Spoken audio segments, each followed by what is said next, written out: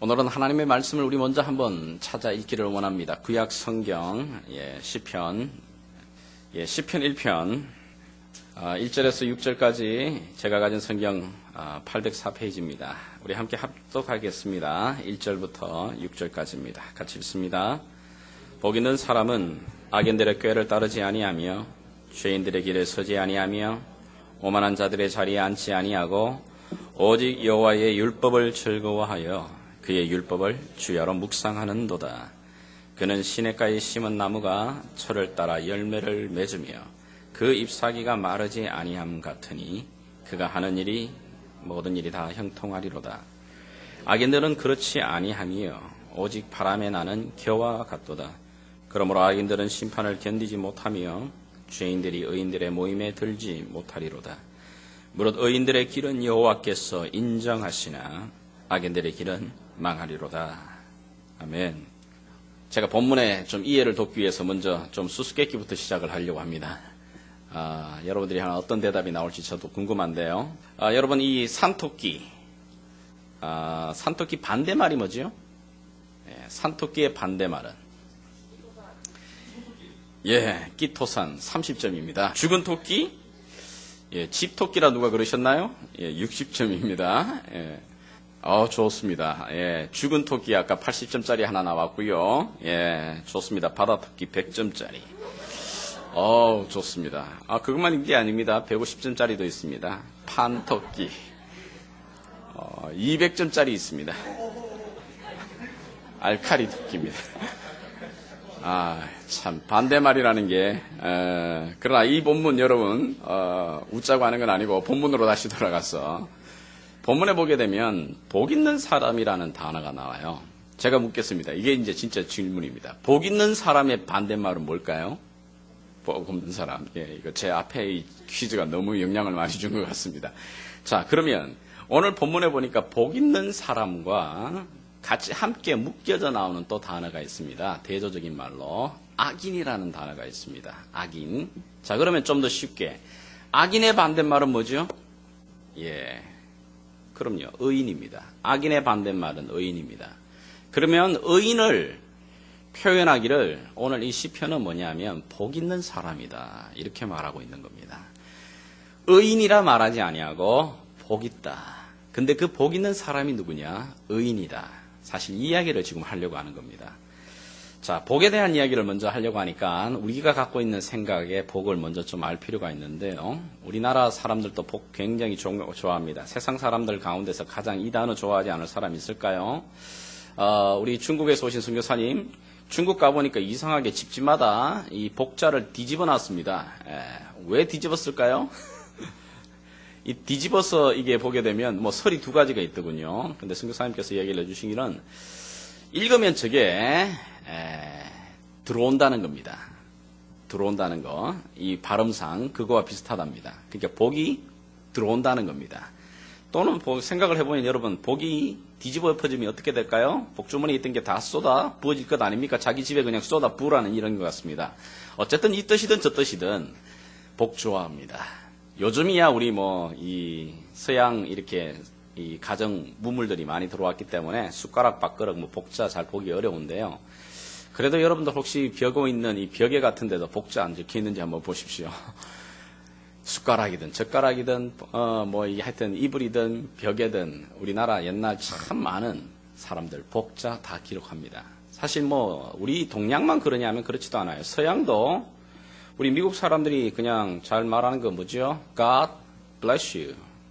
물론 God bless you 라고 하는 의미가 사실은 그냥 인사로 좀 지나쳐 버립니다. God bless you 이러면 진짜 하나님이 너에게 두 손 들어 복을 주시고 은혜를 부어주시기를 원한다 그런 의미 전혀 없고요. 잘 가라 이런 뜻입니다. Take care. God bless you.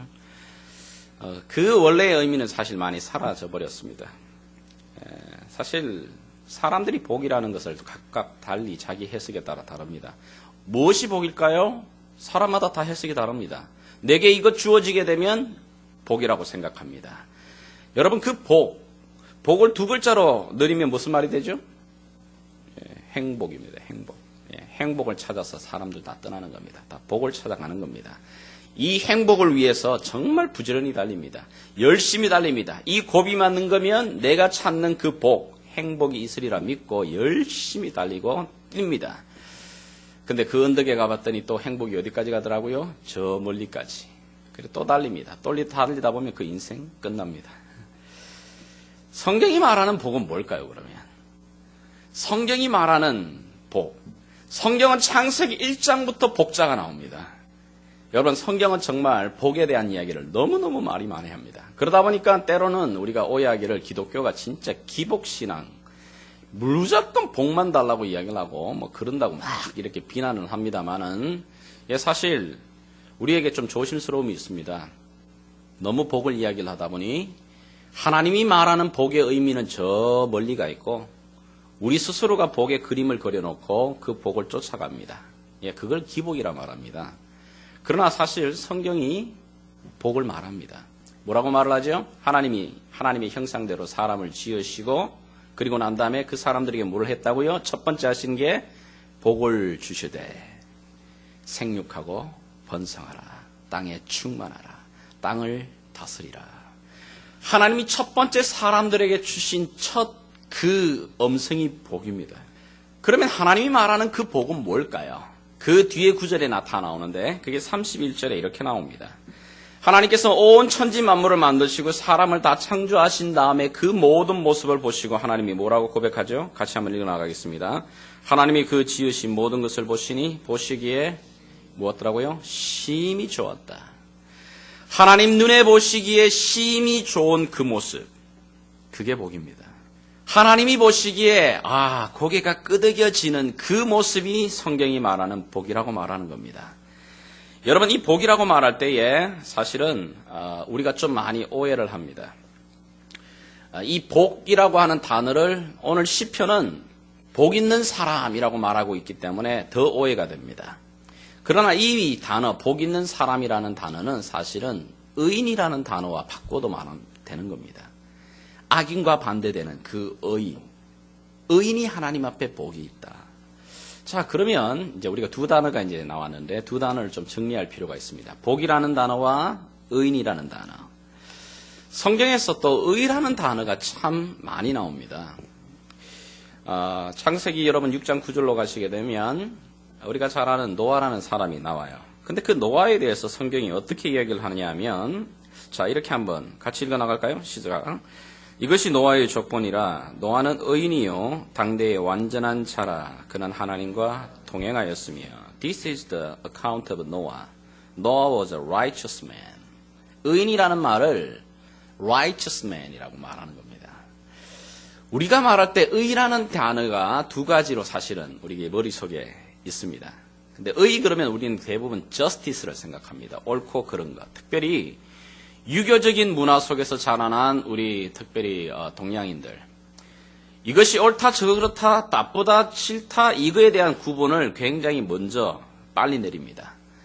그래서 의라는 개념을 말할 때는 먼저 justice가 탁 떠올라요. 그런데 영어로 보게 되면 의라는 단어가 꼭 justice만 있는 건 아닙니다. righteousness.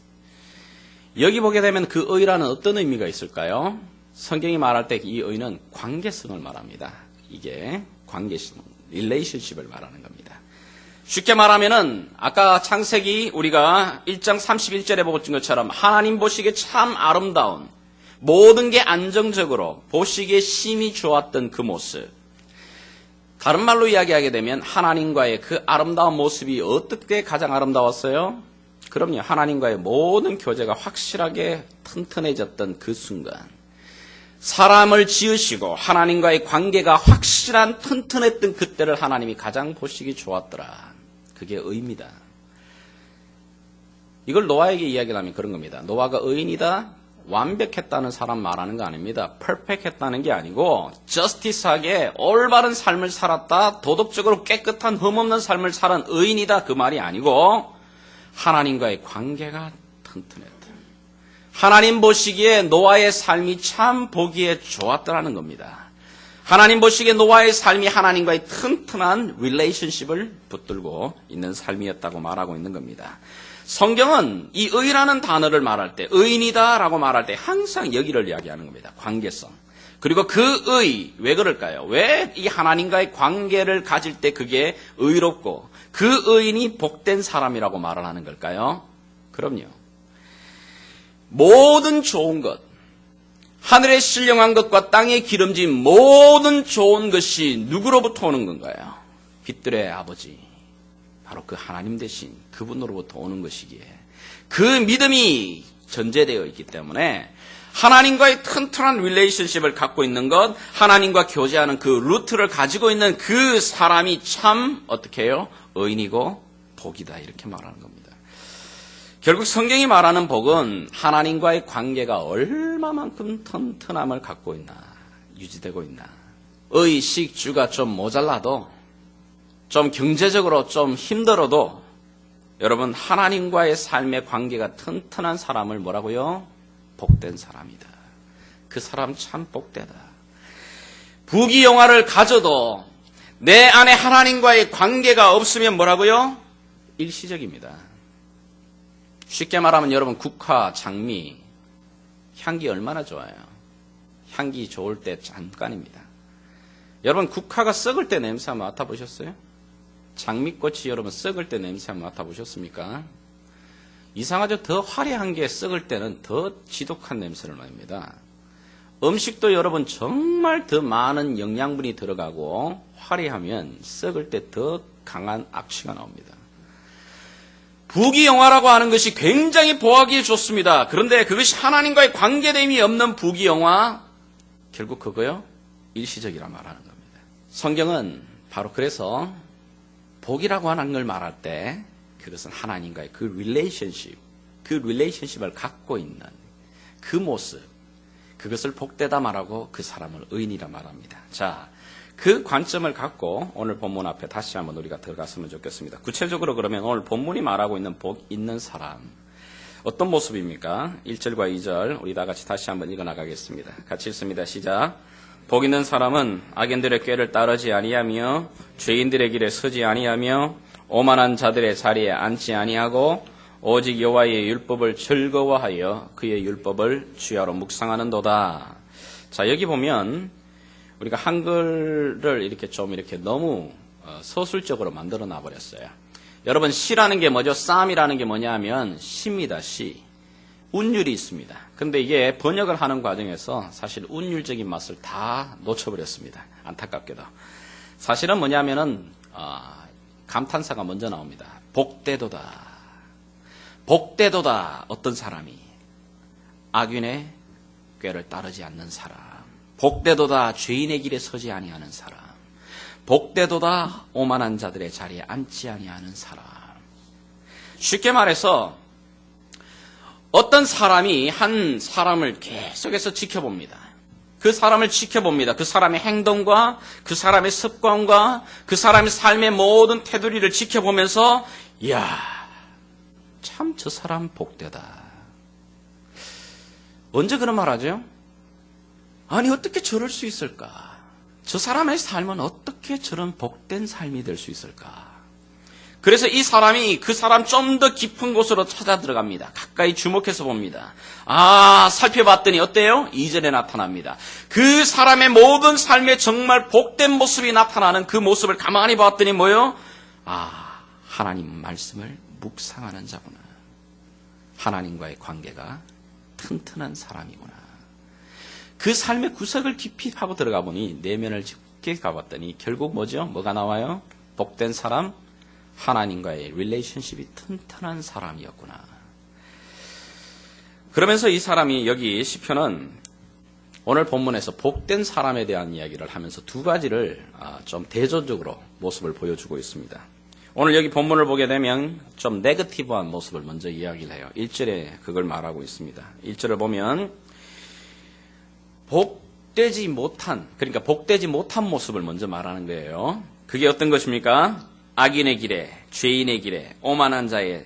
자, 생각해 보십시오. 이 세 단어를 계속 쓰고 있고요.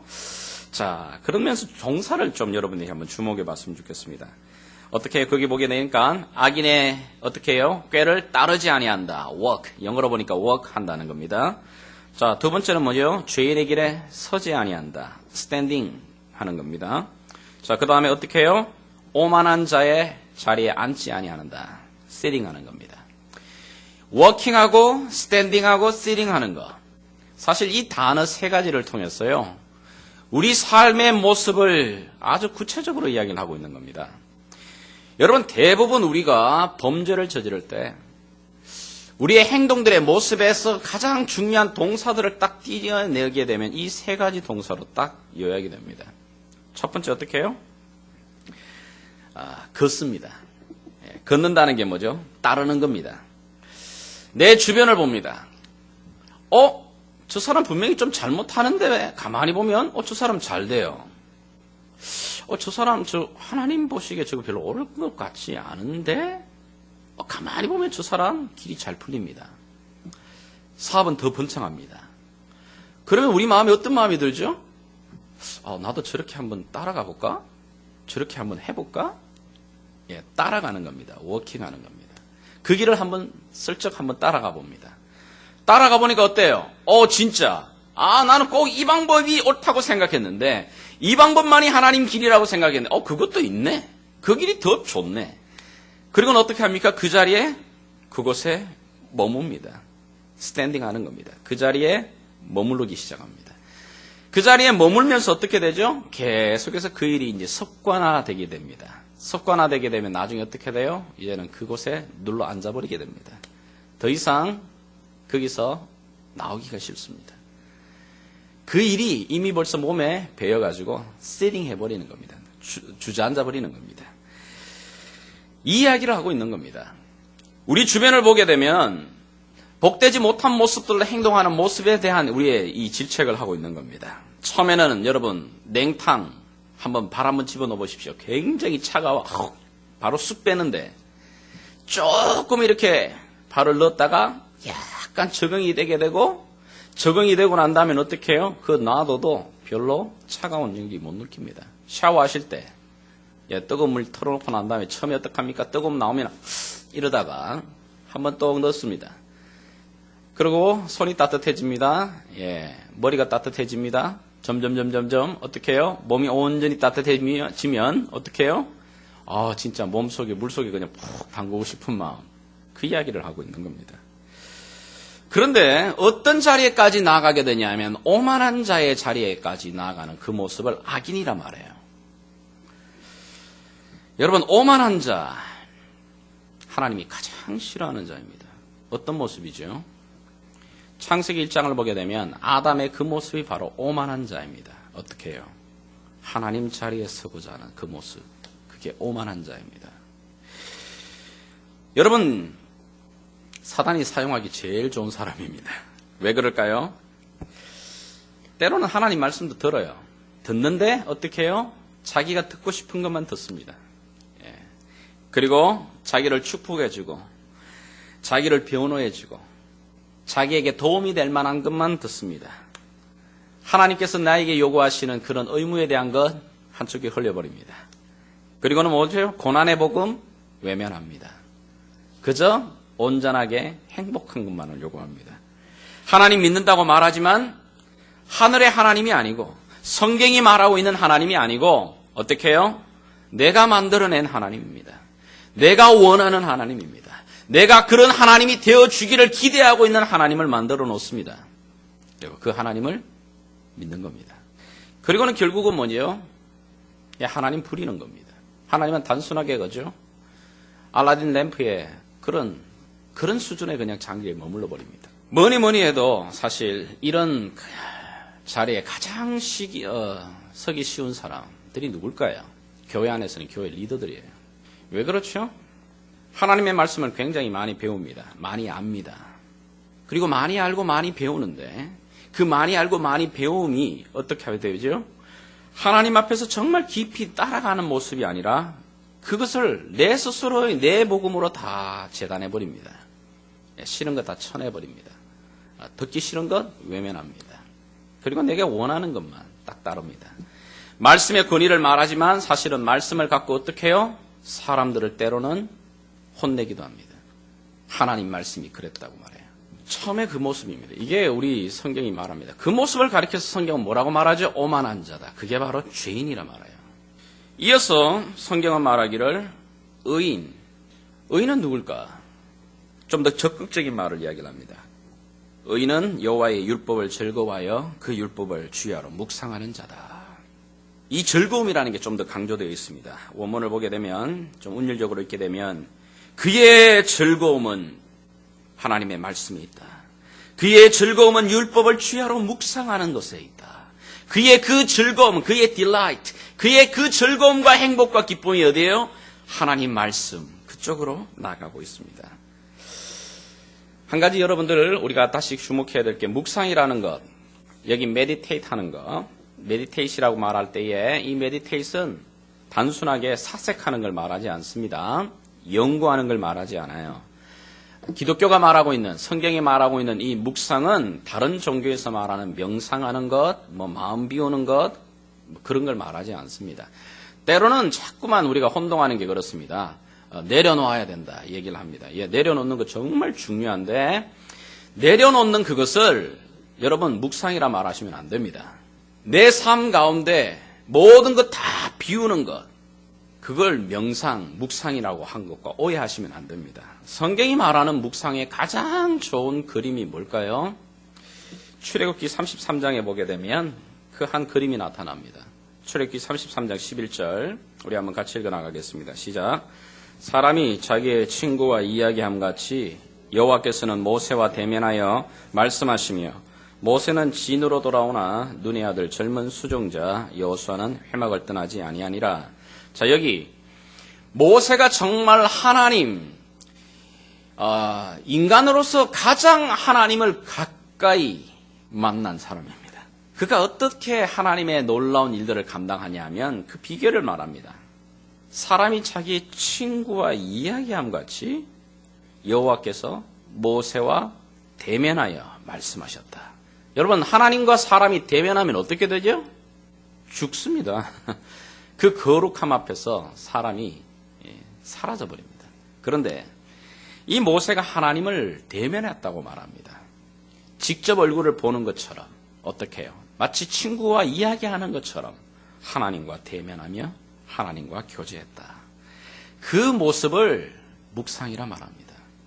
그래서 이 모습을 그대로 여호수아가 하나님은 여호수아에게 부탁하시는 겁니다. 여호수아 1장에 모세가 죽고 난 다음에 여호수아가 리더가 되었을 때에 그가 두렵고 떨리고 염려하는 그 여호수아에게 하나님 딱 한 가지를 말합니다. 내 종 모세가 그러했던 것처럼 주야로 이 율법의 말씀을 너가 어떻게 묵상해라. 그 묵상을 말할 때 여호수아에게는 딱 하나 떠오릅니다. 묵상이라고 말할 때 어떻게 해요? 그래, 이 여호수아 옆에서 수종 들었던 사람입니다. 항상 이 모세가 가는 곳곳에 수종 들던 사람입니다. 모세가 뭘 하든지 가장 가까이서 보았습니다. 그가 본 게 뭐죠? 어려움이 있을 때 하나님 앞에 나아가 하나님과 이야기하듯이 대면하듯이 교제 나눕니다. 그 모습을 여호수아가 봅니다. 그래, 하나님이 요구하는 것 딱 한 가지입니다. 그거 해라. 그거. 그러면 내 길이 형통하리라. 내가 어디로 가든지 내가 너와 함께하리라. 하나님과의 그 교제가 튼튼해지는 그것이 바로 복된 길, 내가 말하는 형통의 길, 그 길로 나아가는 길이라고 성경은 말합니다. 하나님과의 그 교제가 정말 여러분 튼튼하십니까? 하나님 교제 안녕하십니까? 하나님과의 교제가 여러분 주일날 하루만 여러분 이루어지면 절대 안 되는 것 아시잖아요. 그러면 하나님과의 교제를 어떻게 주일 아닌 평일에도 이어갈 수 있을까요? 여러분에게 그런 거룩한 습관 있습니까? 우리 교회가 한 2년이 된 것 같아요. 큐티 해봅시다. 하나님과 매일매일 한번 짧은 시간 한번 교제 한번 나눠보십시다. 여러분이 이미 하나님을 믿는 아버지라 고백하는 하나님의 자녀이지만 하나님과의 그 릴레이션십이 붙어져 있지만 펠로십이 약하잖아요. 우리가 그런 가정 말고 하나님과 정말 진한 한번 교제를 나눠봅시다. 주일날만 반짝거리는 거 말고. 그래서 우리가 큐티 한번 해보자고 했습니다. 참 감사하게도 우리 자녀들부터 시작해서 참 많은 자녀들이 조금씩 뿌리 내리고 있는 모습이 보여져서 너무너무 감사해요. 그런데 만족할 수가 없어요. 왜요? 참 더디다는 생각이 듭니다. 여러분 정말 생각해 보십시오. 이 세상이 정말 급박하게 빠르게 바뀌고 있잖아요. 정말 옛날에 30년 정도 일어나던 변화를 요즘은 10년, 아니 5년, 7년 정도 만에 우리가 막 겪기도 합니다. 우리가 정말 놀란 게 제가 이거예요. 우리가 지금 이 스마트폰을 지금 쓰는데 스마트폰이 나온 지가 몇 년 되죠? 불과 6, 7년밖에 안 돼요. 나는 한 20년 된 것 같아요, 느낌은. 근데 실제 따지면 6, 7년밖에 안 됩니다. 그 6, 7년이 가져온 변화를 한번 보십시오. 우리 사회의 구조가 바뀌어 나가는 모습을 한번 보시라고요. 얼마나 빠르게 바뀌는지. 앞으로 어떻게 5년 뒤, 옛날에는 그래도 5년 뒤 뭘까? 생각도 할 수 있습니다. 예측도 해보기도 했습니다. 요즘은 5년 뒤 예측 못합니다. 무슨 5년 뒤를 어떻게 예측해요? 1년 뒤도 힘든데.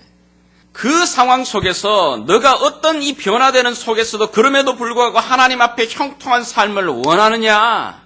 성경은 말합니다. 하나님과의 교제를 튼튼히 해라.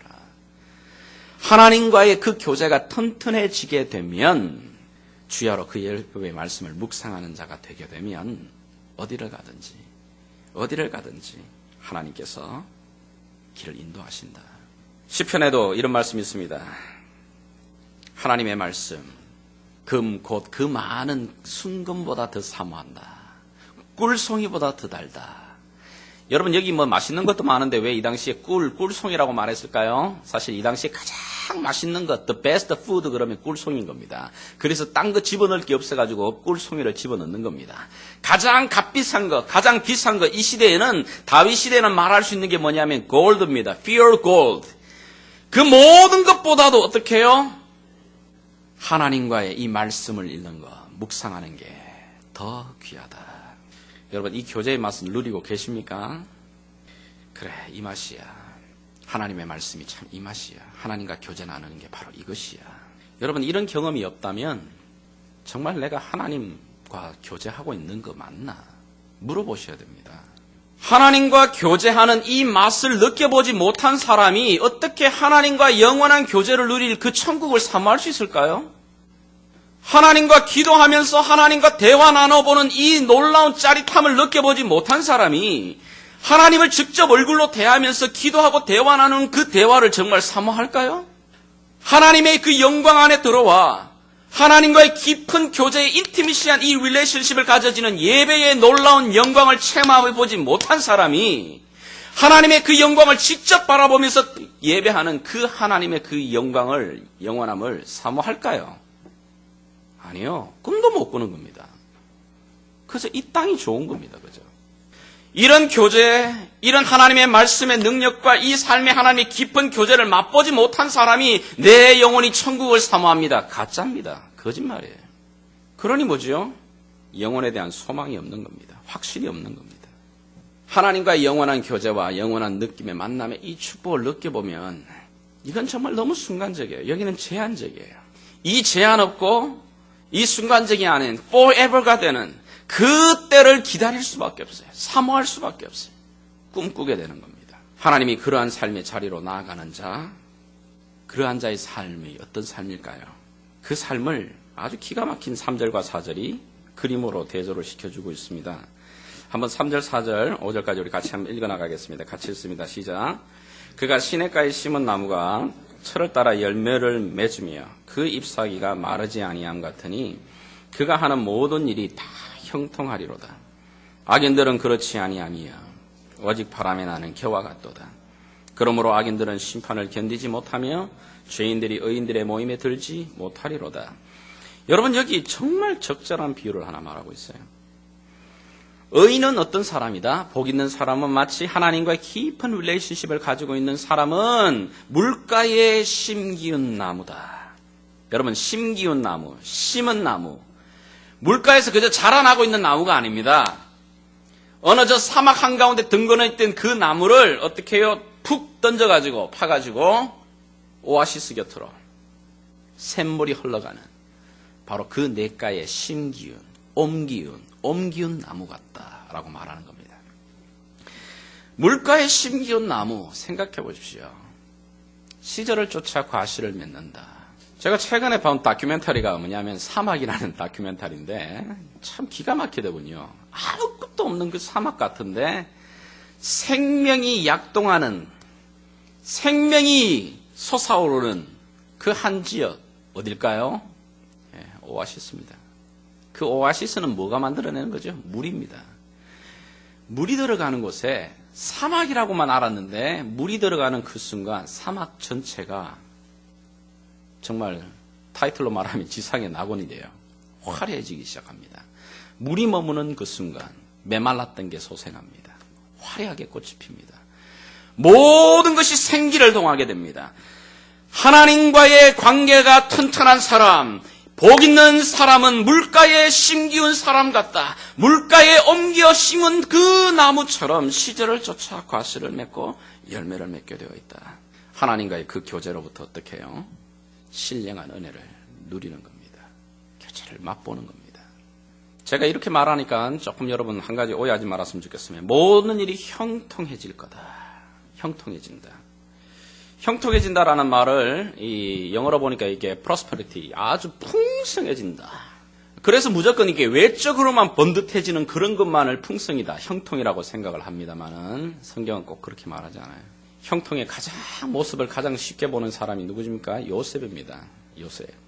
여러분 요셉을 보시게 되면 요셉의 삶 가운데 참 이상하죠. 가장 어려웠던 시기, 창세기 39장 2절과 3절 그리고 23절 이 세 군데를 여러분이 보시게 되면 항상 반복되어지는 나오는 말이 있어요. 뭐죠? 요셉의 삶이 형통했다. 근데 그 형통했던 거 언제죠? 그럼요. 보디발의 집에서 열심히 잘해가지고 인정받아가지고 높은 집 위에 올라갔다가 갑자기 간통죄로 뒤집어서가지고 감옥에 들어갑니다. 감옥에서 완전 푹푹 썩어가고 있습니다. 13년 동안 푹푹 썩어가고 있는 젊음의 인생의 모든 청춘을 다 날리고 있는 그때를 가리켜서 뭐라고 말하냐면 요셉이 삶이 형통했더라. 그게 무슨 형통이에요? 불통이지. 근데 그 앞에 단어가 딱 있어요. 하나님과 함께. 요셉은 자기의 인생 가운데 정말 미저러블한 이거 없어졌으면 좋겠다라고 생각하는 그 환경 속에서요. 어떻게 해요? 하나님과의 그 교제를 어떻게 해요? 놓지 않는 겁니다. 하나님과의 그 관계가 약해지지 않는 겁니다.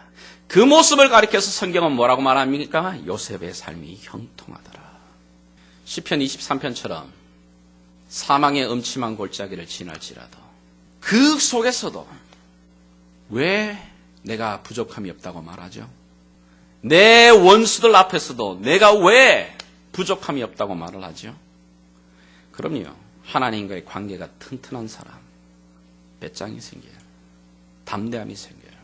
성경은 물가에 심기운 나무라고 해가지고 바람 불지 않는다고 말하지 않습니다. 바람 붑니다.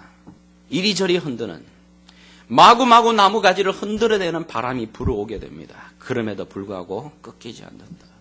그러나 하나님과의 관계가 약한 사람, 없는 사람, 그 아기는 어떻게 해요? 무엇에 비유를 하죠? 오직 바람에 나는 겨와 같다. 겨 여러분 잘 아시잖아요.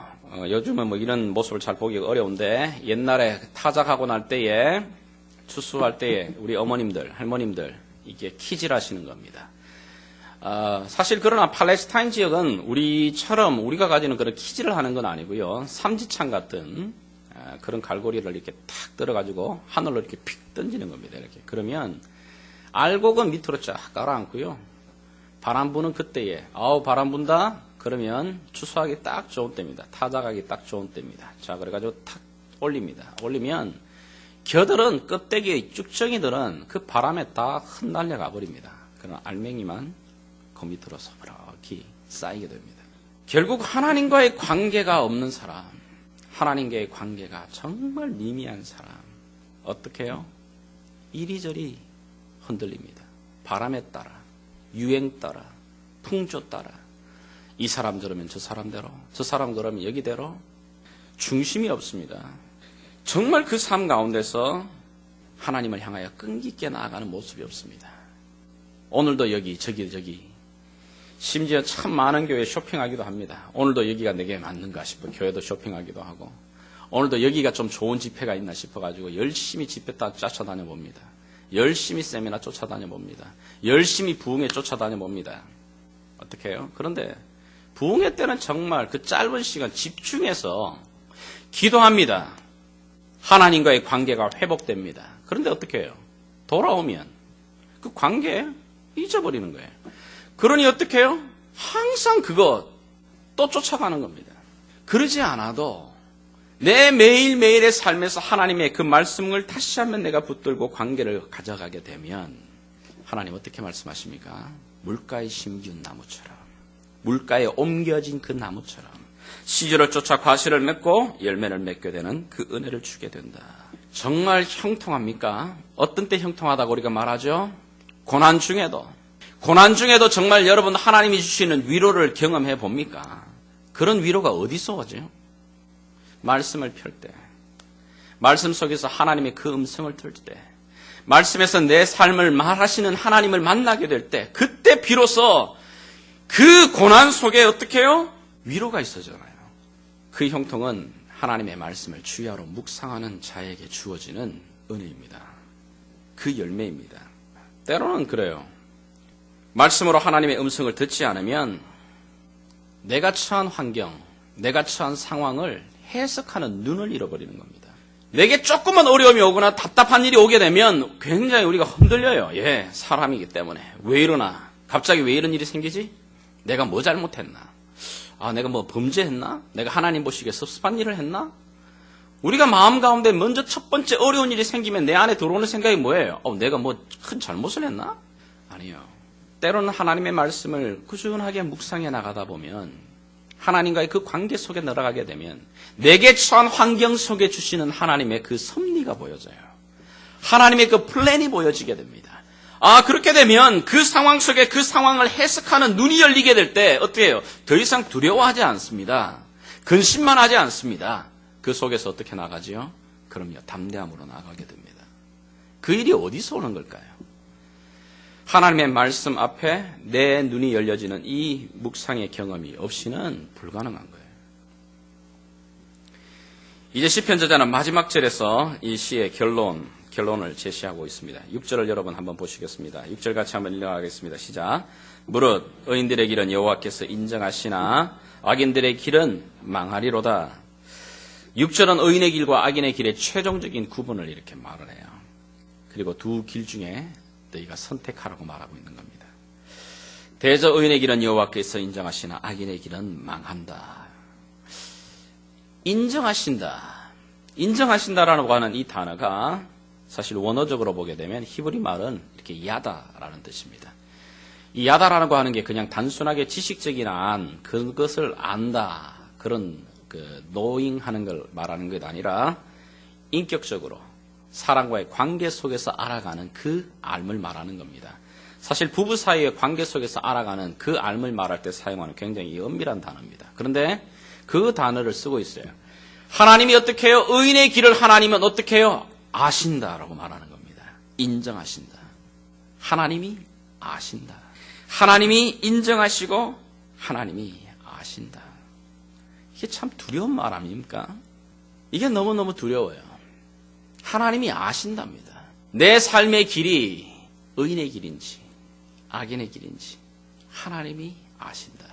내가 살고 싶은 대로, 내 욕구대로, 내 하고 싶은 대로 다 하면서 하나님 의지하며 살아가는 것은 그거 불가능합니다. 기도의 깊은 맛, 말씀의 그 신비한 능력들, 예배를 통해 주시는 하나님의 그 아름다움과 그 황홀함 체험들, 하나님의 얼굴을 맞대며 이야기하는 것과 같은 그 친밀함들, 여러분 그 속에서 하나님이 우리를 아신다 말합니다.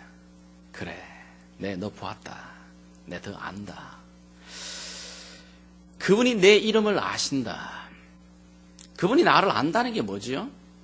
안다는 것은 내 이름을 알아주신다. 누군가가 참 높은 사람이 내 이름 알아주는 거 기분 좋은 거 아닙니까? 여러분 학교에서 교수가 여러분의 이름을 알아줘요. 그러면 굉장히 기분 좋은 일입니다. 학교에서 선생님이 내 이름 알아주는 것, 쟤 알아. 너무너무 기분 좋은 일입니다. 오바마가 우리를 알아준다, 내 이름을 알아준다. 이야, 그거 참 기분 좋은 일이잖아요. 어떤 높은 사람이, 어떤 힘 있는 사람이 나를 알아준다. 근데 우리를 알아주시는 분이 누구냐면 하나님, 만왕의 왕이신 그 하나님이 하나님과의 관계를 튼튼히 하고 나아가는 사람을 어떻게 해요? 아신다. 인정한다. 내 삶에 무엇이 있어야 될지, 내 삶을 어떻게 인도해 나가야 될지 그분이 아신다. 하나님과의 관계가 튼튼히 세워져 나가게 되면 내가 말하지 않아도, 내가 무언가 하나님 앞에 몸부림치지 않아도 그분이 어떻게 해요? 아신다. 인정하신다. 그러나 악인의 길은 망한다. 사라져버린다는 겁니다. 오늘 이 시편은 우리에게 굉장히 좀 단순한 시각을 두 가지를 얘기를 합니다. 악인, 의인, 복 받는 자, 망한다, 이런 거. 자, 이게 참 현대인의 생각으로는 굉장히 이건 너무 단순한 것 같아요. 흑백 논리 같고, 이렇게 단순하기도 하고 치졸하냐, 그렇게 말할 수 있습니다. 그러나 이 성경은 인생의 전체를 달려가는 모습을 보면서 이야기하고 있는 겁니다. 무슨 얘기냐면 우리 인생에 살아가는 것이 굉장히 복잡하고 다양한 것 같지만 그 인생 전체를 놓고 만약에 줄이고 만약 핵심만을 딱 얘기를 하게 되면 이거 말하고 있는 겁니다. 네 인생에 무엇이 너를 지금 끌고 가고 있냐? 네가 원하는 대로, 네가 요구하는 대로, 너의 소망대로, 욕망대로, 갈망대로 너의 삶을 네가 그렇게 달려가고 있느냐? 결국은 바람에 나는 겨와 같이 날려가 버릴 거다. 그러나 너의 인생의 삶에 하나님과의 관계와 함께 그 말씀과 더불어 가고 있느냐? 그러면 너의 그 인생의 삶에 하나님께서 인정하실 거다. 그 종착점을 이야기를 하는 겁니다.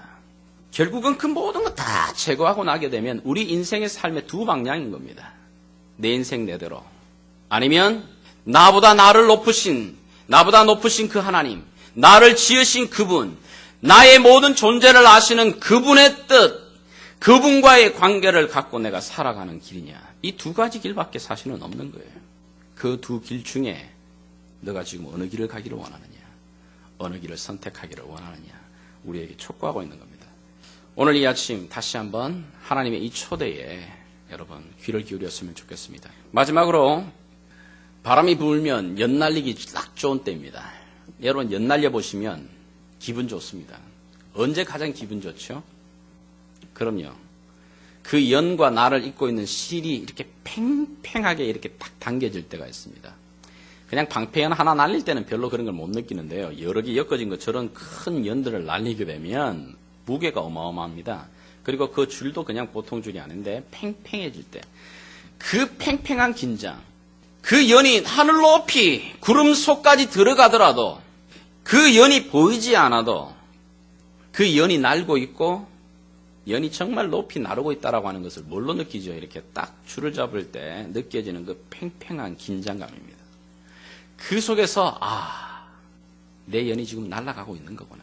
눈에 보이지 않아도 하나님과의 이 관계의 긴장감이 이렇게 느껴질 때, 하나님과의 이 관계의 이 긴장 속에 내가 이렇게 함께 동행해 나가게 될 때, 여러분 내 삶에 지금 앞길이 안 보이는 것 같지만 그분이 말씀하십니다. 내가 너 안다. 너 길을 내가 알고 있다.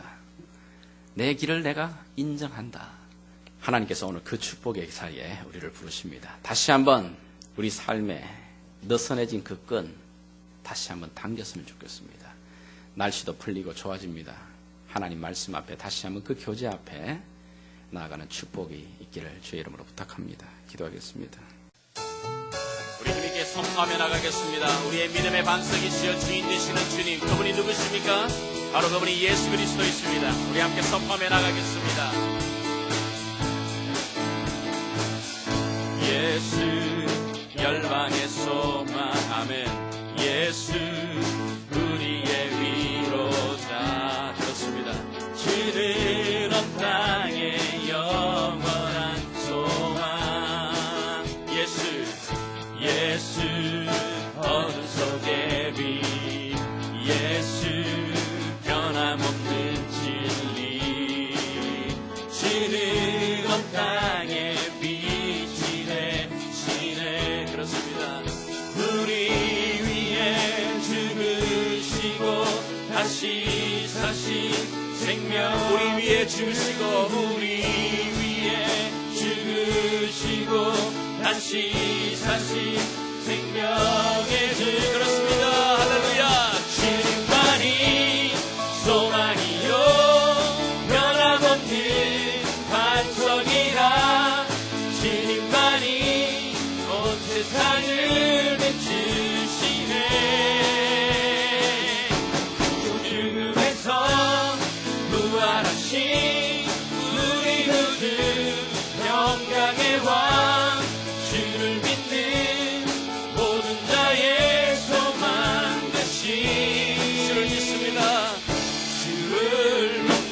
한 번 더 우리의 믿음의 선포와 고백을 하나님 앞에 드리며 나가겠습니다. 예수 열방의 소망, 예수 열방의 소망, 예수 우리의 위로자, 주는 온 땅의 영원한 소망. 선포하겠습니다.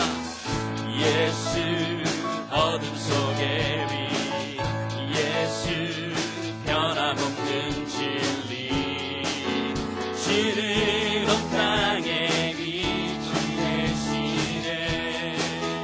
우리 위에, 그렇습니다, 나를 위해 이 땅에 오신 주님, 생명 한 번 더요.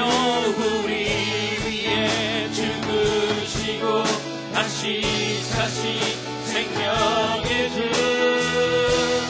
주님만이 소망이요 변함없는 완성이라, 주님만이 온 세상을 비추시네.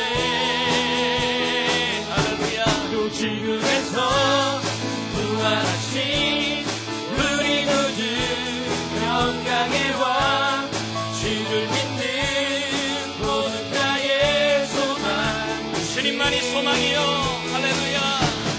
주님만이 소망이요 변함없는 완성이라, 주님만이 온 세상을 비추시네.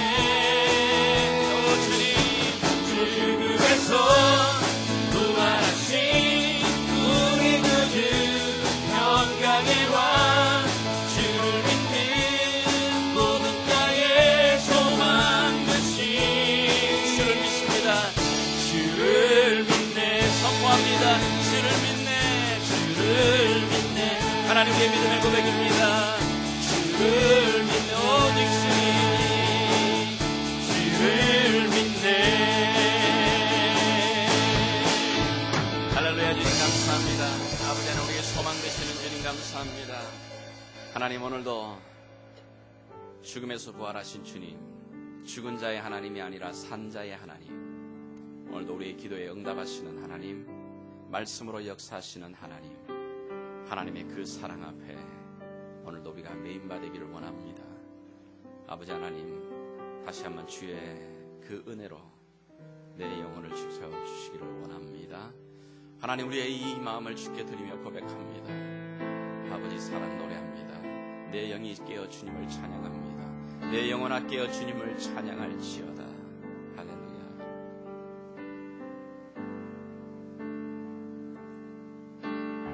아버지 사랑 내가 노래해. 네 주님. 아버지 은혜 내가 노래해. 아버지 사랑, 아버지 사랑 내가 노래해. 온 마음으로 주님 나아갑니다. 아버지 은혜 내가 노래해. 우리 같이 고백하십시다. 아버지 사랑 내가 노래해. 아버지 은혜 내가 노래해. 그 사랑 변함없으신 거짓없으신 성실하신 그 사랑,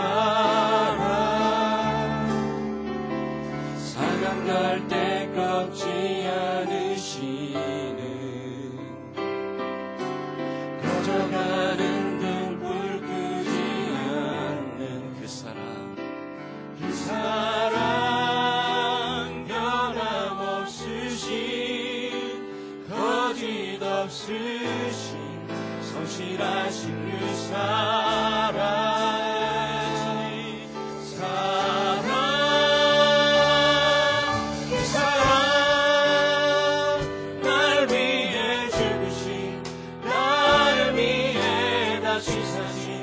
예수 그리스도 다시 오실 그 사랑, 죽음도 생명도 천사도 하늘의 어떤 권세도 그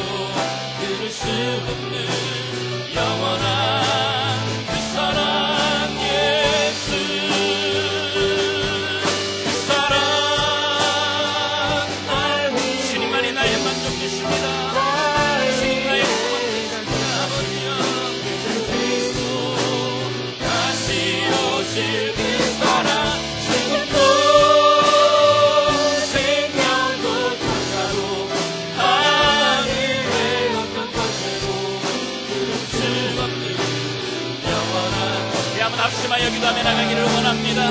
아버지 하나님, 오늘도 그 사랑에 매인받기를 원합니다.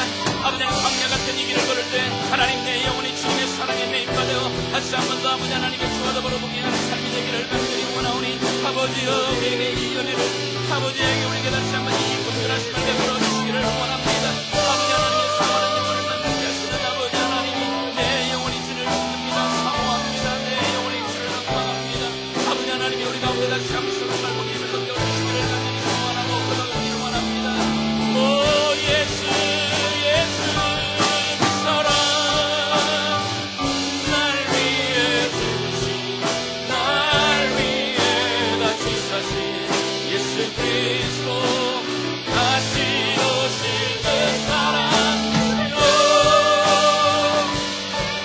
주님이 우리의 삶을 주시기를 원합니다. 아버지 하나님이 소망으로 살게 하시옵소서. 아버지 하나님이 이 은혜로